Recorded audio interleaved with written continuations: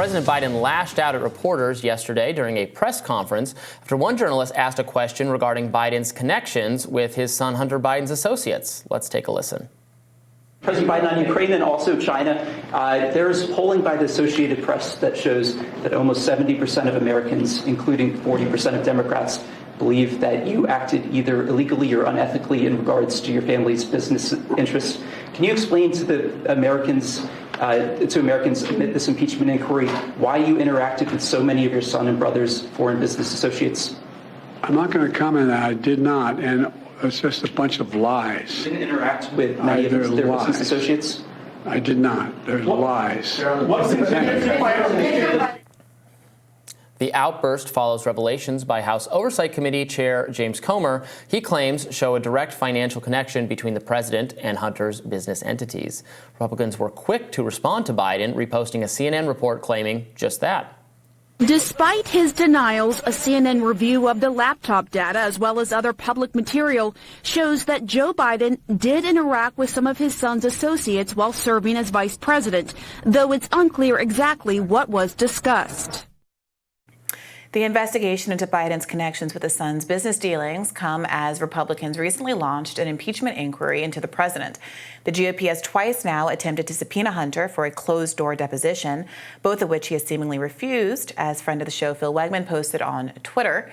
Comer, alongside House Judiciary Committee Chair Jim Jordan, threatened Hunter with contempt of Congress proceedings should he fail to appear.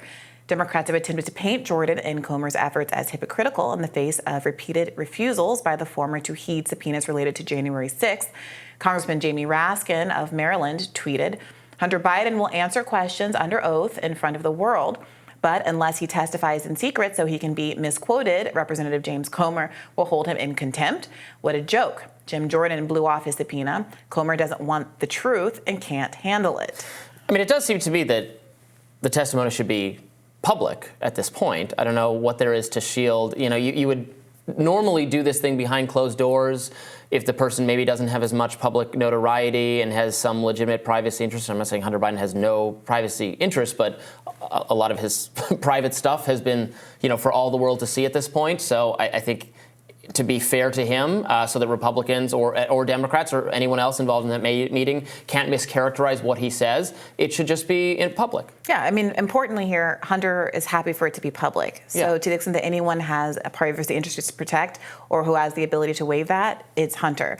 So it does seem very suspicious if for conservatives only want to talk to him in private. And it's hard to find any other rationale for why they would want to do so other than what these Democrats here are saying, which is that they want an opportunity to mischaracterize what he said. Yeah, it looks, and it's so incongruous from, what they're claiming about the January 6th footage. Just release it, let people be able to see it. So, we don't trust the government's verdict of it. Well, look, that applies to Republican officials and Democratic officials. Don't do things in secrecy behind closed doors. Let the people know and decide for themselves. Ultimately, we'd rather these be political questions. If we decide Hunter Biden or Joe Biden's judgment is compromised or his financial situation is suspect, that the voters ought to know about that. And obviously, if he broke some law, he could be prosecuted just like Donald Trump's being prosecuted in 4 different jurisdictions.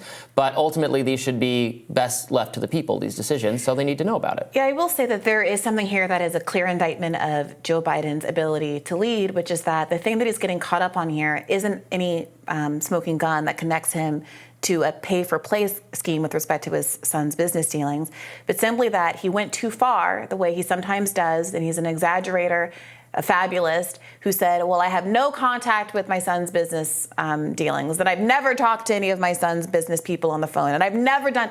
So he had made this maximalist defense of himself that was easy to prove wrong. And so now Republicans are saying, well, you lied about this aspect of it. You were on a call. Was it a material call? No.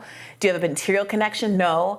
But if something's there, then maybe there's something more there. And, I'm frankly am very skeptical that there is something more there. But Joe Biden got himself into this mess because he can't stick to the facts. He has lied about these kind of personal things. He's lied about things with much more national, global relevance. like the 40 beheaded baby story, even though, as we now know from reporting last week, his own staff members advised him not to include that in his speech. And he is doing so in a way that is getting, it has significant geopolitical consequences. We also saw the clip of Antony Blinken kind of reacting when at the end of the Chinese diplomatic visit, he called Xi a dictator. I mean, those are the kinds of That's not a lie, issues. But it's a faux pas. Sure, it's a faux pas, but it's truth, but... He is imprecise. He is not conscious of the implications of what he is saying. He seems to lack the ability to be forward-thinking and strategic in the words that he uses.